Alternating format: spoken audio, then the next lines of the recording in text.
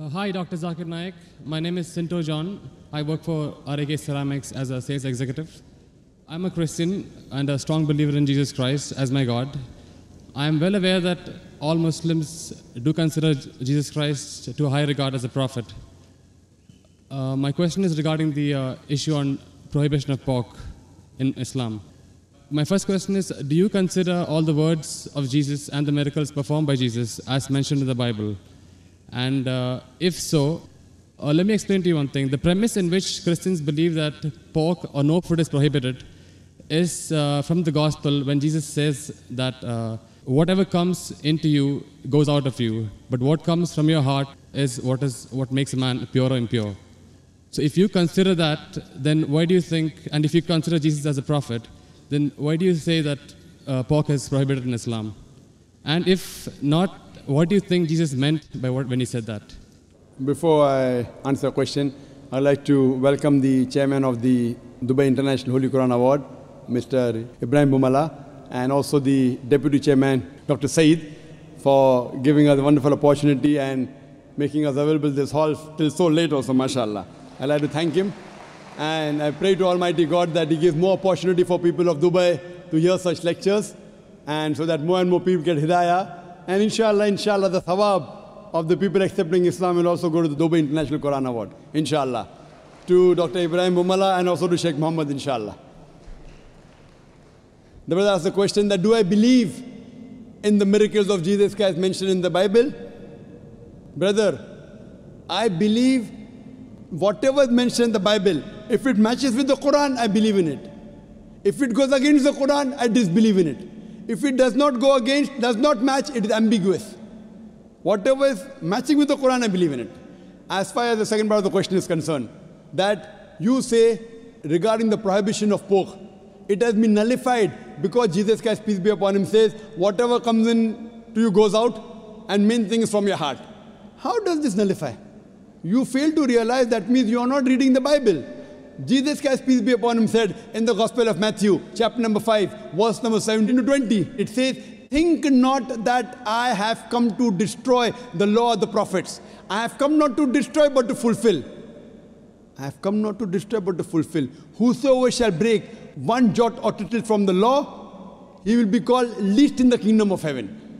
That means you cannot break one jot or tittle from the law. That's what Jesus Christ, peace be upon him, says. Now you pick up another verse and says, what comes into you goes out, what is from your heart, you can have pork. Where does it mean you can have pork? You're contradicting your God, Jesus Christ, peace be upon him. It says, think not that I have come to destroy the law of the prophets. I have come not to destroy but to fulfill. Unless the heavens and the earth pass away, not one jot or tittle can pass away from the law until they are fulfilled. And whosoever shall break one law or tittle, he shall be called least in the kingdom of heaven. Whosoever shall keep it and teach men the same, they shall be called great in the kingdom of heaven. Unless your righteousness exceeds the righteousness of the scribes and the Pharisees, in no way shall you enter the kingdom of heaven. So if you want to go to Jannah, you have to be better than the Jews. You have to follow each and every commandment of Moses, peace be upon him. This is the teachings of Jesus Christ. Gospel of Matthew, chapter number 5, verse number 17 to 20. Okay, if that is so, then what do you think he meant when he said that whatever you eat comes in, whatever comes in out and goes out of you, what is from your heart is what decides what is pure or impure? It is simple. What comes in goes out. What's the problem in that? No, whatever you eat goes out. Is there any problem in that? No, it was asked in relevance when Jesus' disciples were questioned by the Jews that why are they not following the traditional ceremony of washing their hands before eating food. That's when Jesus replied that don't you understand that what you eat doesn't matter if it is pure or impure. What you eat, it goes into you and comes out of you. He didn't say it doesn't matter what you're eating is pure and impure. That's your saying. It's not mentioned in the Bible that way. No, it is mentioned in the Bible that what you Does eat... it say that whether what you're eating is pure or impure doesn't matter? Does it say that? No, it doesn't say. I'm sorry. So please don't put your words in the Bible, please. Fine. But what I'm quoting is verbatim. Fine. You can check up. I'm quoting from my memory. I don't have the Bible in front of me. But you're saying, you're putting your words into the Bible. No, but he definitely said that what you eat comes out of you. Of course, what you eat has to come out. What you eat has to come out. We are human beings. He wouldn't simply state that for, I don't know, for no man's sake. It is simple. What you eat comes out simple. Your heart means it is from your heart. That means your heart should follow the commandment. No, Because what Jesus he- Christ, peace be upon him, said earlier, don't break one jot or tittle. So if your heart is in it, you will not break a single jot or tittle. Simple explanation. Fine, You but don't he have to was- be a doctor of divinity. He was trying to prove the Jews wrong by saying that it is not important. No, not that- at all. He wasn't trying to do that. That's what you think. That's what the church tells you. It's plain black and white. No, Jesus said you cannot break one jot or tittle from the law. So where is he telling the Jews to break the law of Judaism?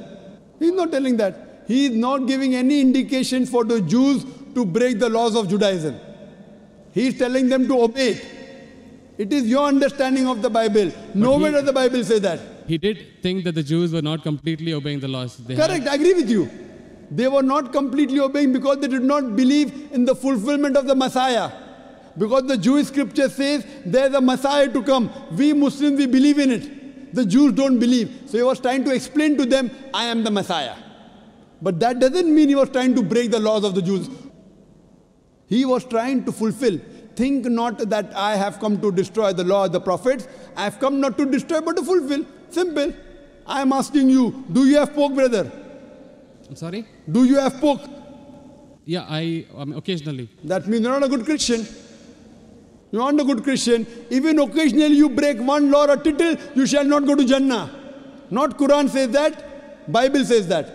Even if you have pork and you break one law or a tittle, you shall not go to paradise. You shall not enter eternal life. And you said that you are a practicing Christian. You said you believe Jesus Christ is God. I don't believe Jesus is God, but I follow his teachings. I love him more than you. This is what Jesus said. It's from the heart. This is the explanation of your verse. It's from my heart. I love him. I love Jesus Christ. Peace be upon him. Do you? I don't think so. It is I do. theoretical, not I from do. your heart. Verbally, yes. No, I do, very strongly. So if you strongly believe in Jesus Christ, peace be upon him, why are you disobeying him? Why? Why are you disobeying him? I don't think I am disobeying him until now. But I'm quoting you from the Bible, Gospel of Matthew chapter 5 verse 17. Think not I have come to destroy the Okay. law of the prophets. And Okay. I've given you quotation from Leviticus chapter 11 verse 7 to 8, Deuteronomy chapter 14 verse number 8, Book of Isaiah chapter 65 verse number 2 to 5. References. Okay, if that's the case, in the Old Testament it is said that an eye for an eye, a tooth for a tooth. But what did Jesus Christ say? If somebody slaps you, show him the other side. Now isn't that like a defying of the law? No, Isn't it's that not a correction? defined. I will give you. What you're quoting is references from the Gospel of Matthew chapter number 5 verse number 38. Okay. I will give the quotation. I don't want the quotation, I want the answer for my question. But first I'll give the quotation reference, then I'll give the answer. Na? Fine, fine. I always give with proof. You believe without proof, you can do that. I am a man of proof. With references from your scripture. Okay. Gospel of Matthew chapter number 5 verse number 38. It has been said of the old times that an eye for an eye and tooth for a tooth. But I say unto you, whosoever takes a shirt, give him the cloak. Whoever walks with you 1 mile, walk with him twain. Whosoever offers you one cheek, offer him the other. That's it. It doesn't mean that he's going against it. But He's is showing there- it has been said of the old times. But those two laws don't correspond. They are totally different. They're totally against each other. But those things, what Jesus Christ, peace be upon him, said, it's time to get remedy. People misunderstood. They misunderstood the law. An eye for an eye and tooth for a tooth means there should be justice. That doesn't mean someone by mistake, a child is playing cricket and if the ball hits the eye, that doesn't mean you break his eye. People misunderstood the message. He was correcting it. Same way how you misunderstood the message that Jesus said had pork. Where did he say have pork? It means that people misunderstood. They are following the law by the letter, not by the spirit. What you have to realize that it means that if by mistake someone is playing cricket and suppose the ball hits the eye, that doesn't mean that you have to take the eye of the boy. So you have to follow the law in the spirit. And you have to see the meaning of it. That's important. That's what Jesus Christ, peace be upon him, tried to explain. I'm asking the question, will you follow Jesus Christ, peace be upon law today? If someone slaps you on one cheek, will you offer the other? There are many people waiting in the queue. Will you do that? I'm sorry? There are many people waiting in the queue. Okay. Will you follow Jesus' law? If someone slaps you, will you offer the other? No, but that is wrong then. According to me, it is wrong. According to you, it is correct, na? You believe Jesus Christ is your God, peace be upon him. Yes. If someone slaps you, will you offer the other? So you can come on the stage here. We'll have many people slapping you. I didn't understand actually. It's not clear. That verse of the Bible also says someone slaps you on one cheek, offer the other. Yeah. Do you believe in that law? I do, yes. So if someone slaps you, will you offer the other cheek? Exactly. If I don't, that means I'm disobeying his laws. That's it. Okay, suppose if I tell that from today, everyone will come and hit you on the cheek. Maybe once or twice you'll offer. Will you offer always? Well, that depends on my depth of the faith. I mean, if I'm really strong believer, then I would definitely offer. Is any Christian worth the name born today who will keep on offering his cheek? I have not met anyone. Do you agree that 30,000 people here, 30,000 slaps, will you take? But believe me, there are really true believers who would. I am asking you, will you leave us others? Will you? I don't know. That means not a believer. That's I what don't we know realize is the it is. question. I don't know is the Therefore, what answer. we realize that every prophet came and for remedy. Today, Muhammad Sallallahu Alaihi Wasallam has come and he said, depending upon the situation, if it is by mistake, an eye for an eye and tooth for a tooth is wrong. If it is required, sometimes you can offer your cheek, but not always. If you offer the cheek, where is justice? If that way someone kills you, you allow them to kill again. Is this justice? It's not justice at all. Depending upon the situation, you have to keep on changing. Therefore, I say that I believe in the teachings of Jesus Christ, peace be upon him, which match with the Quran. If it doesn't match with the Quran, what I say, it's an interpolation, it's a concoction, it's a fabrication. Because everything written in the Bible is not the word of God. According to scholars of Christianity, they say there are many interpolations in the Bible, there are many concoctions, there are many fabrications. According to Christian journals, they say there are 50,000 errors in the Bible. How many? 50,000. So therefore, I don't consider Bible to be the word of God. There are many unscientific things mentioned in the Bible.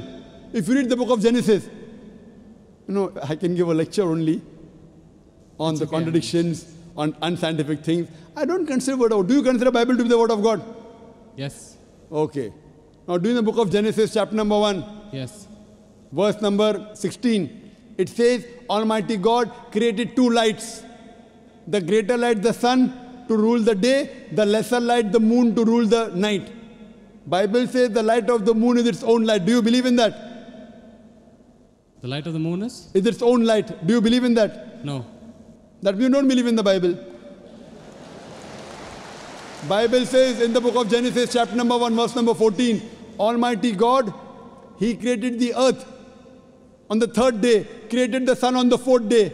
That means the earth and vegetables came before and sun came later on. Do you know science, brother? I'm sorry? Do you know science? Yes. The Bible says earth came first and then came sun. Is it correct? I don't know. No. Scientifically, is it correct? The earth came first and? Then the sun came. Earth came on the third day, sun came on the fourth day. Is it possible? We know the sun is the parent body in the solar system. All the planets that revolve around the sun, they are the bodies from the sun. You know the Big Bang? Yes.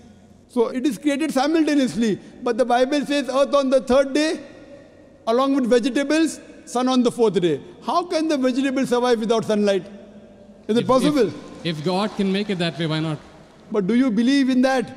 See, what God can do, but will God do something which is wrong? Illogical thing God will do. See, reasoning with God, I don't think it is in our scope. It is beyond our scope. It is not in your scope, but in the scope of human beings like me. God has to be logical. You can't be illogical. Then if you say illogical, then you believe every monkey, any stone, any tree is God. But what what our brothers in India do, everything is God for them. And then you say, don't argue with God, don't reason with God. So then you start worshipping the stone also. Brother, you can't be illogical. Seek ye the truth shall free you. Thank you. So hope you seek the truth, brother. Sure.